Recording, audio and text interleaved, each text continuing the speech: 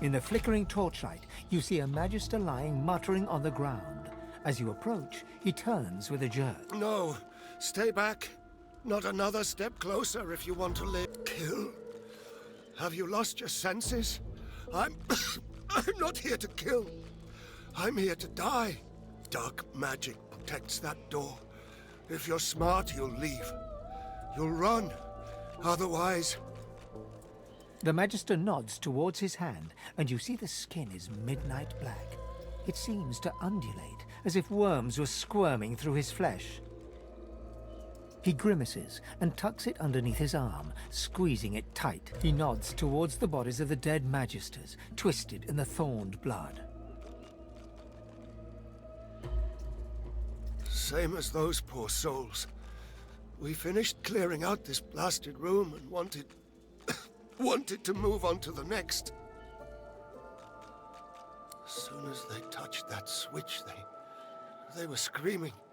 Some void curse. Dallas warned us to take care, but we never knew we... Excavations. Digging out old weapons. More purging ones. Enough to turn the tide against Source. We thought it'd be simple. But Voidwoken, undead, seekers. And now this. We were doomed from the start. Dallas must have known.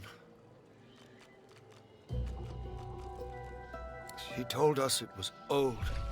Told us it was dangerous. Told us it was important. More weapons to fight the sorcerers, she said. She needed the wands, but there was something more. We got greedy. I don't know. Something powerful. We thought it might help, but... whatever it is, the void itself is fighting to protect it. Talos told us to be careful, but this is wrong. It's evil. Death. He looks up at you, his eyes staring deep into you. I saw how they died. I heard them screaming. I don't want to go like that. I don't want to face that. Please. I can't lift my sword. I can't do it myself. Make it sharp. I can feel it spreading. I can feel it taking a hold. Dark magic. Protecting something. Damned if I know what it is. He glances at his black hand as the darkness twists under his skin. Thought I might be damned already. Digging.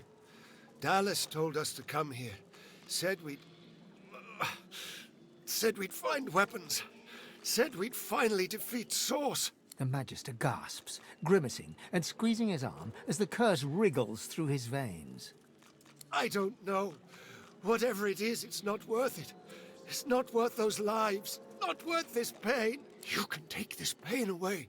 You can end it right now. I don't want to die screaming. I'd pray to Damien himself for a blade between the ribs.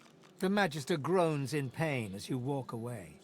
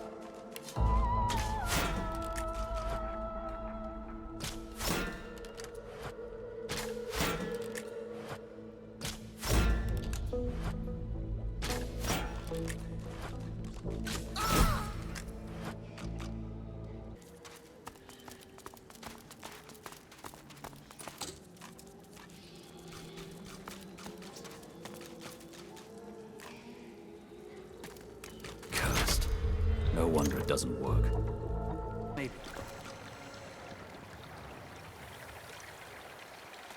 Before you stands a figure wrapped in cloth. As she turns from her prayers, you can see Armadia's blessings, child. Go in Armadia's grace.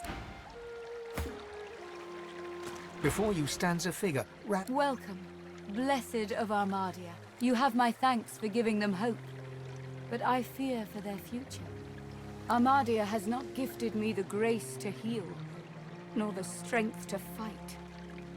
There is nothing more.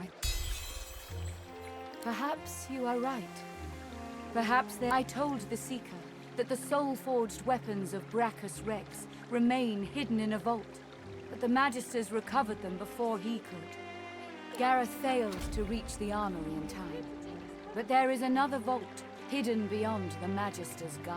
If you can steal away these weapons, your friends may well stand it. But beware, such items are of limited power. If they cease to function, speak to me. I will be able to help. Armadia's blessings on you. This vault also contains relics of great power. Soul jars. If you return these to me intact, I could make an offering of them to Armadia. Her blessing could save many lives. Armadia's blessings... The young man fidgets with his arm. Was it you who saved Sir Gareth from the Magisters? Seven praise you, stranger. You don't know what it was like for us here. We all thought we were going to die. Now with Sir Gareth back to lead us, and if I know him, he must have found those source weapons, we might... I am your death, Silverclaw. Time you paid what's due. I am the fate you choose.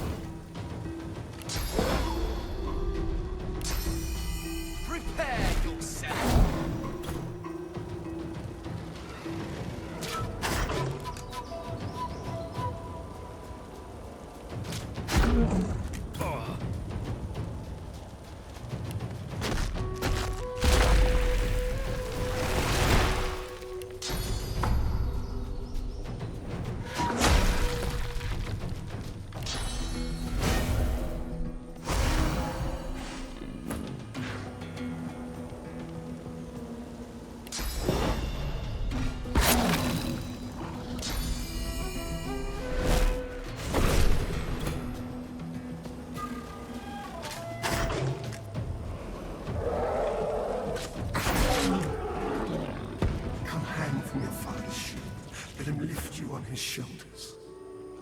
My father?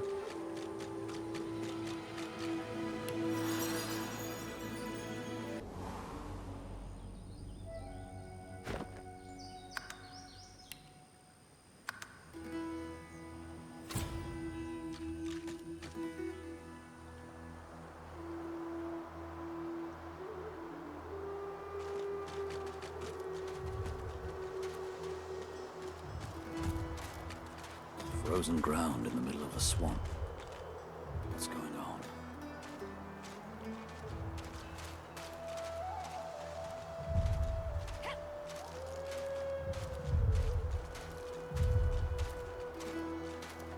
A wind? The dragon stares you down with flinty, intelligent eyes.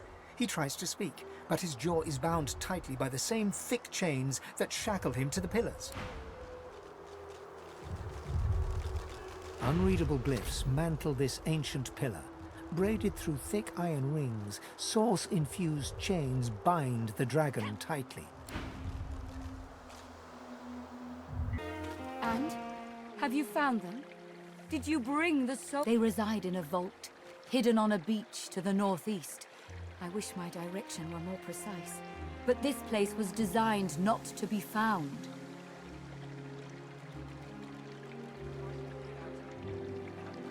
Brachus had his favorite necromancers design a vault in which he could hide his most precious things. The demons took their cunning secrets to the grave.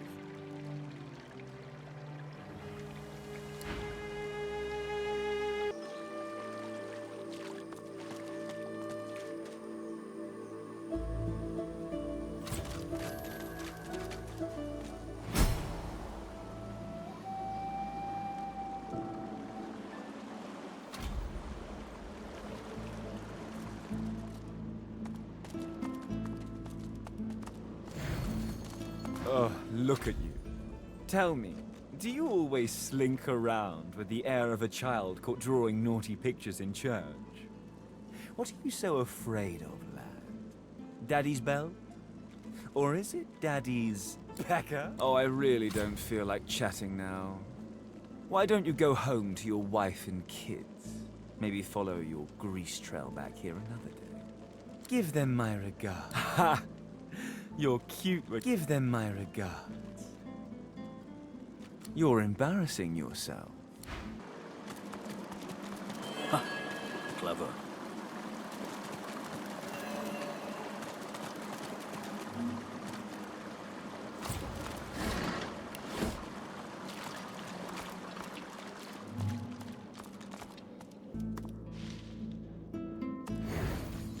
Didn't I tell you to leave? Wasn't I clear that you're not welcome? You come.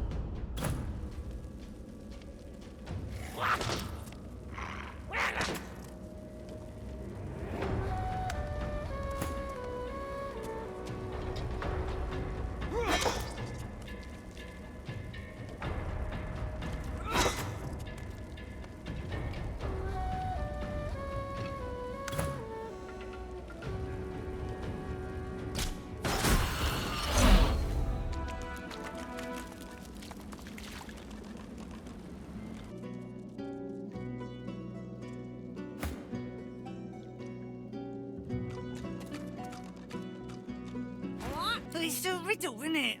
A conundrum. What's it? You'll have to solve. Well, takes one to know one, mate.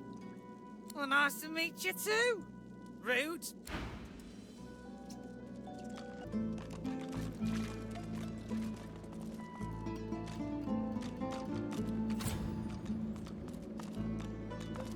You come to find. You come to search. But you won't find the way. A pity. Brachus has willed it. Trompdoy must abide. You have met the unfortunate guardian of this vault. Fate has been unkind to Trompdoy, and so has Brachus Rex. Do you wish to move forward? Listen closely and make your attempt. Brachus is a bloody, rotten, thieving, very, very awful fellow. Some even call him a cur. A cur is either you're very good at guessing or the slightest bit clever. Let's find out for certain. Listen closely and make your attempt. Source is a scourge, a devil, a misery, a blight, a hex, a curse. And yet, the cure is... Perhaps you're not totally incapable after all. Or maybe Trompdoy told you the answers. Is that it? Is he hoping you'll... It doesn't matter in any case. The path is opened. Go freely. I know little, but you have proven yourself a knowing traveler. I will answer what I can. Brachus Rex discovered the way. This he researched here, upon this isle. He could remove the source from any creature or individual. I saw the stars he used myself. They were most impressive. Brachus Rex has charged him, tried him, convicted and punished him. I know not the crime, but he has been sentenced to remain in this vault for all time and to prevent others from entering. Trompdoy was, and is, a creative man. He knew petty magic in his day.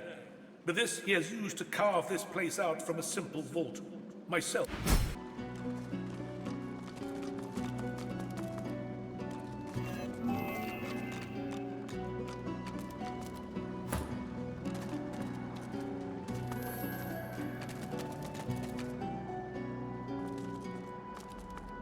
Open your eyes. Time to die.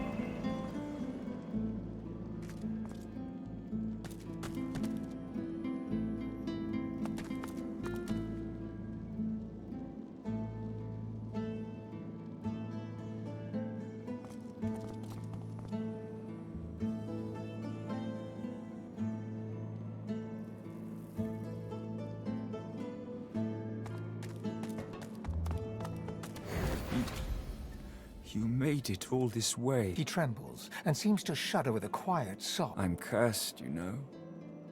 Bloody Brachus bound me here to protect his vault. He has my soul in that jar just there, and I can't leave without it. As long as the jar stays unbroken, I can never truly die. I don't rightly know. This was the Source King's way. Befriend you, then destroy you. I was a fool to expect I'd be an exception. His favor was intoxicating. That's no excuse, but it is. Really?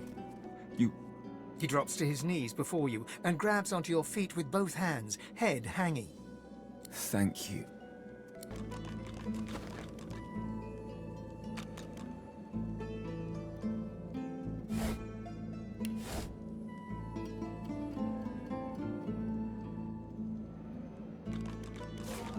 Lucky find.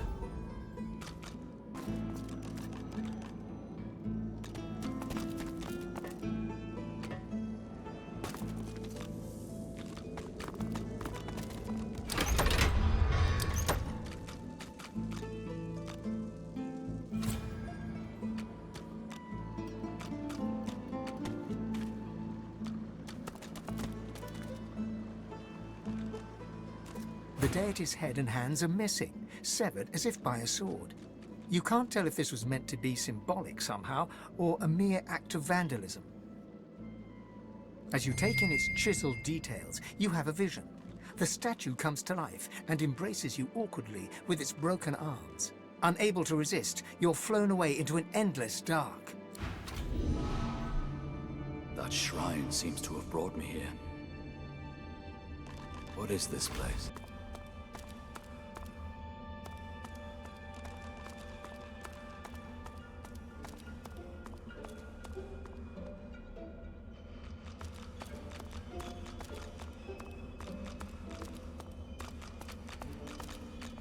The ethereal figure before you raises the visor of his highly polished helm. Beneath it, his handsome face is weary, yet his eyes burn fierce and bright.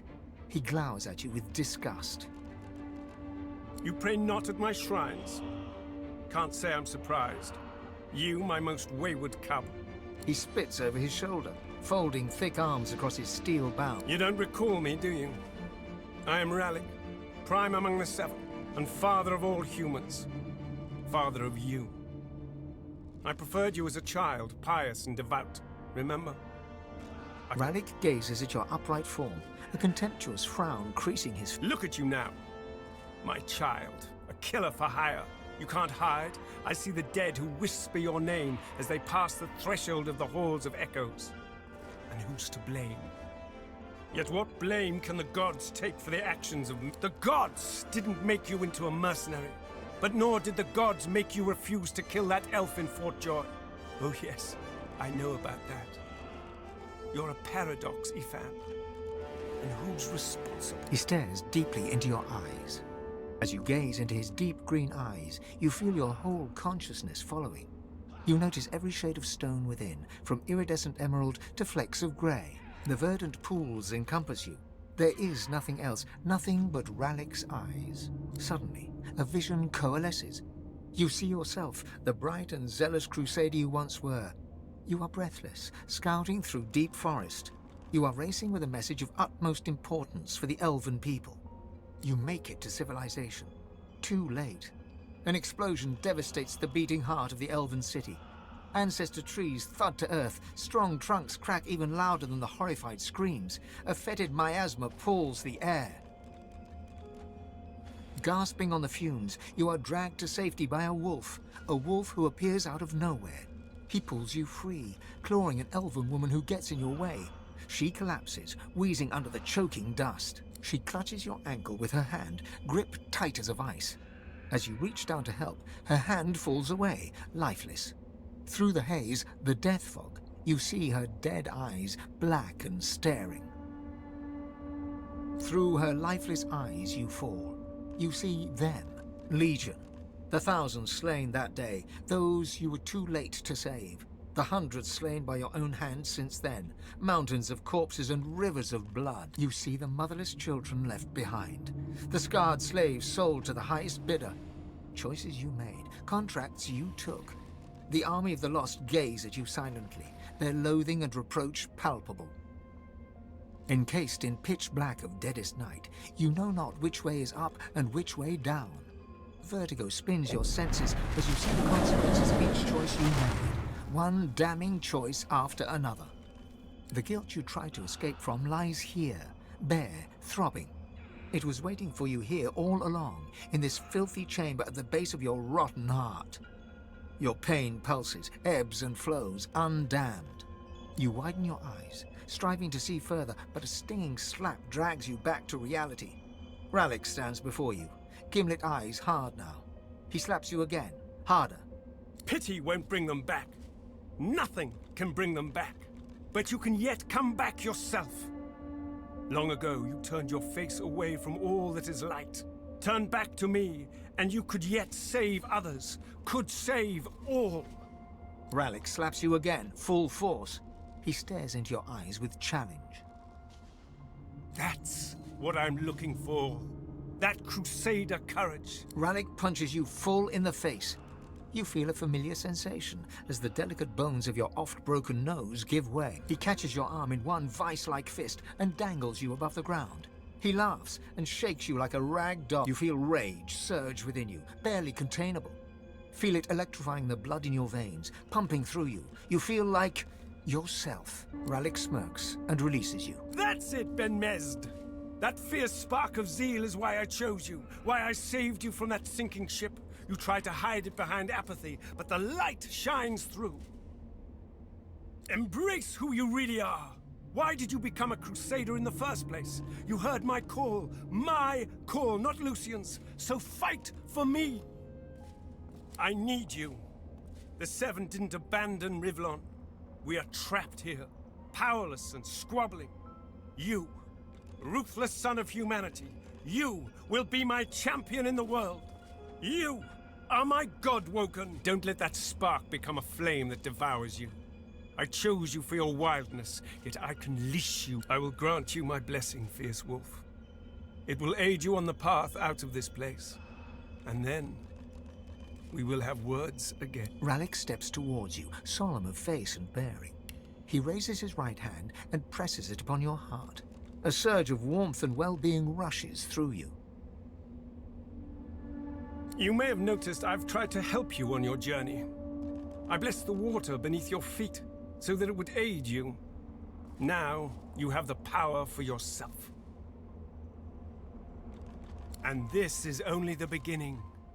More and greater powers await you, if only you will seek them. Only one like you can wield them. Now go, Godwoken. Go with my blessing.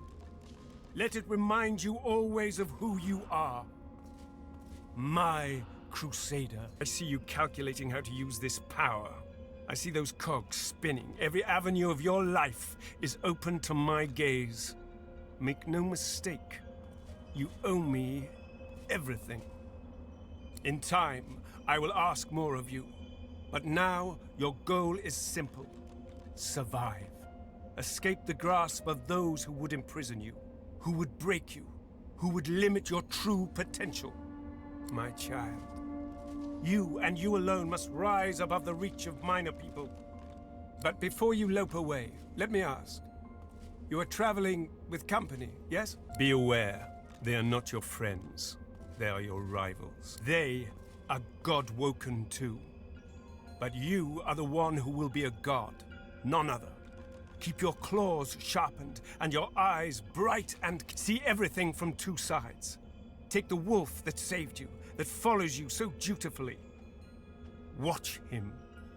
The wildest animals often turn and bite the hand that feeds them. Oh, and Losa, that pretty little one you think of at night.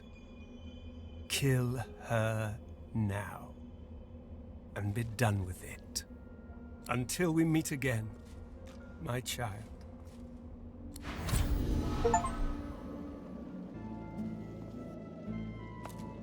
The jar before you may have looked opulent once, but no longer. Now it's covered in grime, its paint chipped away, and its jewels long stolen. The soul jar rocks slightly, light flashing from underneath its lid. On its rim, you can just barely make out the name Gratiana. As soon as you touch the jar's cracked surface, you see a vision of splendor, silks, fine food, and decadent lechery.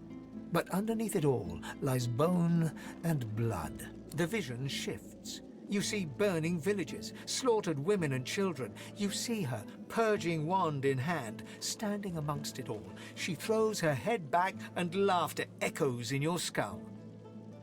A shadow falls across her, and you see a large, weeping face. She reaches out as if to comfort, but Brachus drags her back. You see her fall into the mire of the swamp, trapped. As you pull your hand away, you can feel a deep, longing sadness in your soul. Is it regret, or just sadness for a life that used to be? As the power starts to seep into your body, you feel a force pulling away from you, clawing at you, fighting back. For a brief moment, you're looking through someone else's eyes. You see a giant statue's head and a gentle pool. In the vision, you fall to your knees, screaming silently as you feel your soul drain away. The last of the magic seeps out of the jar and rushes inside you. Its power thrums through you, filling your body with sauce. You hear a sharp chittering from the ground. It seems your squirrel friend is having an argument. After a quick back and forth, the squirrel throws up its paws and reaches out to touch. You feel a strange new power fill your body. The squirrel sits back, sulking, and the cat struts away cheerfully. This jar glitters and glows. From within, you think you can make out the distant sound of laughter. With a jerk, your mind is pulled to a scene in a tavern. You see a dwarf in the center of the room, joking as all around roar with laughter. All bar the zombies, who are slavishly serving food and drink. The door opens, and a tall, beautiful woman stalks into the room. She's flanked by heavily armed guards. You can't make out her words, but see the fear in the dwarf's eyes. The dwarf mutters a word, and the undead lurch towards the intruder, but are cut down You pull your hand away from the jar, your head swimming. You can feel the dwarf's cold terror still twisting in your gut. The vision fades. She must have been acting Keeping the dead as slaves. What a disgusting display. Being locked in a tower was more kind. The jar seems quieter now. It sits still. For just a moment, sauce swirls around. You feel your spirit. When you open your eyes, you're back in your old body. A soul jar rests between two fallen columns, emanating a faint odor of seaweed and timber. When you touch the glass, your vision wavers. You emerge on the prow of a fine ship. Your armor pulses with enchantment, dominating the air. Your flag flies for Brachus Rex, a tyrant who traded for your soul. With his power, the vision fades as the soul thrashes, trying to sever your connection. In the end, thus imprisoned, you can only dream about what is out of reach. The vision shatters as the soul squirms away from you. The soul jar pulses with trapped life force. What remains of the outraged soul molds itself into a defiant skull, glowering at you before it vanishes. Snake! Worm! The soul jar stands on its plinth, glowing softly. From within, you see, or rather, you feel, a far-off land. Frozen breath hangs in the air, pine needles brush your cheeks, and in your arms you can feel a weight. A body, dead. But you have hope. Your vision swims. You're older, but perhaps not wiser. You march at the head of a shambling host, the enemies of Brachus Rex melting before you. The scene twists again. Now Brachus stands before you, a beautiful woman at his side. You lash out in treasonous rage, but cold arms bind you. You're sealed away in a tower. Your screams fill the darkness. You feel a jolt and open your eyes to see the soul jar before you, lying still in the vault. Your hand falls from the jar and grips the pillar as you try to calm your ragged breathing. A human spirit slips from the ruins of the jar. Decked in necromancer robes, she turns to you, bows, and starts to fade away to nothing. My Eternal thanks, young one. Oh, timely death. The jar on the plinth before you seems ancient, but is in surprisingly good condition. It's covered in pictograms that you can't understand, but you're sure you just saw one of them move. The pictograms spin to life, and you're dragged into a dream. You see the lizards of the ancient empire turning their backs on you, casting you out into the wilderness. As you roam, the human apes turn away from you, all but one. One smiles, one opens his arms, one says he'll take you home. Brachus Rex. He promises power, for a price.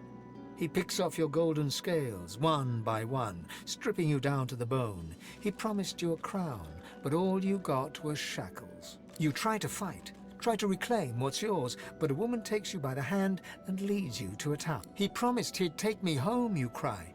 You are home, she smiles as she seals the door. This is where you belong. Your hand drops away from the soul jar, your skin prickling.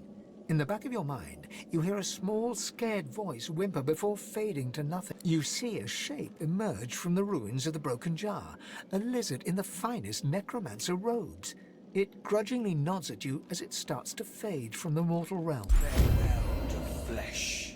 Farewell to bone. Farewell.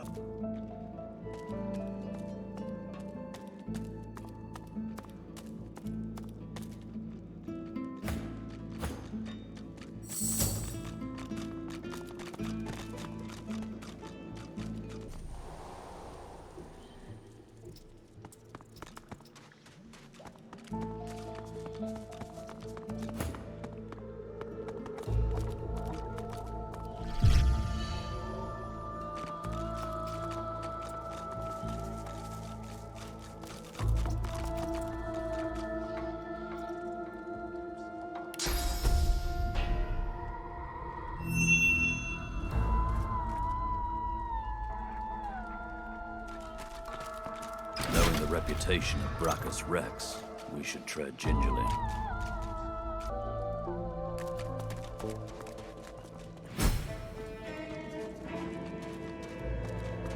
What is this contraption?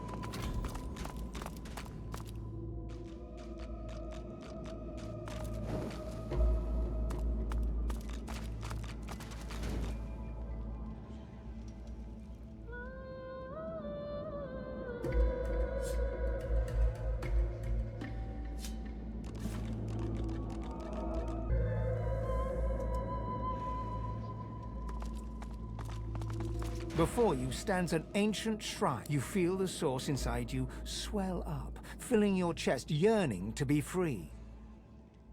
Your power flows from your chest and into your hands, green tendrils of power slithering from your fingertips across the shrine. The shrine starts to vibrate and glow, slabs of stone gliding across each other as it begins to open. Esteemed Majesty, Brachus Rex. Lucky find.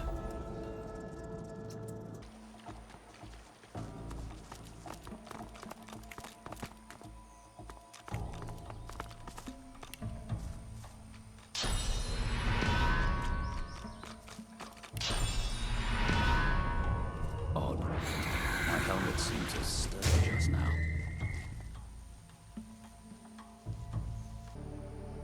I nearly took you for a magister and put a blade through you.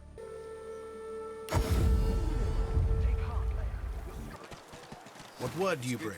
I had no doubt. You bring me hope, sorcerer. I'll gather the other seekers and travel to shore. Meet us there as soon as you can.